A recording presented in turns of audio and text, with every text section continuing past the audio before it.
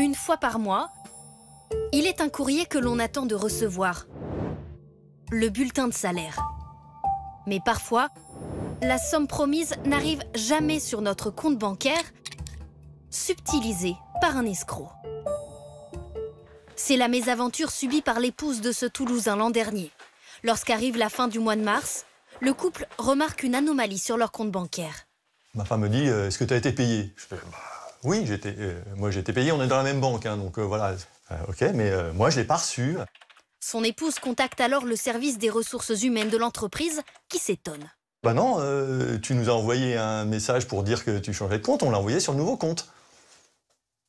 Quoi? Non, ça venait pas de chez nous et c'était un compte, voilà, on ne sait pas où exactement. Le salaire a bien été versé, mais sur le compte bancaire d'un escroc. Pendant 2 semaines, avant que l'entreprise accepte de reverser le salaire, ces Toulousains doivent vivre avec une seule paye.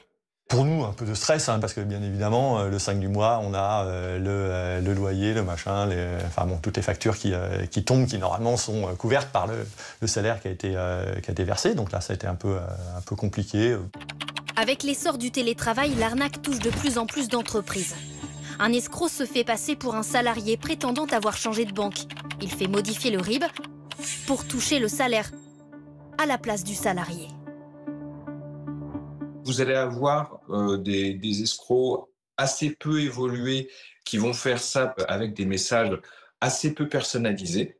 Et puis, vous en avez d'autres qui vont avoir un niveau de données nettement supérieur à votre sujet, voire même qui vont être capables de pirater votre adresse email pour vraiment se faire passer pour vous de manière assez troublante.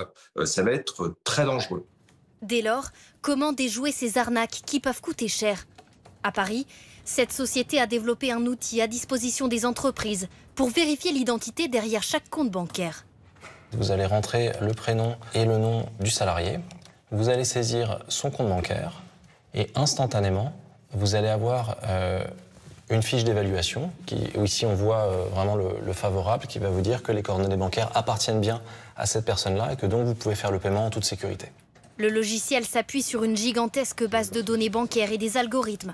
Il coûte plusieurs milliers d'euros par an, mais selon l'entreprise, cette solution est la meilleure parade face à des escrocs toujours plus ingénieux. On peut imiter la voix du salarié avec des logiciels qui sont très accessibles. Donc c'est pour ça qu'on recommande vraiment au RH de s'appuyer sur des solutions indépendantes pour prendre la décision et vérifier si les coordonnées bancaires sont valides ou non. En cas d'arnaque, il est recommandé de porter plainte. L'escroquerie est passible de 5 ans d'emprisonnement et de 375 000 € d'amende.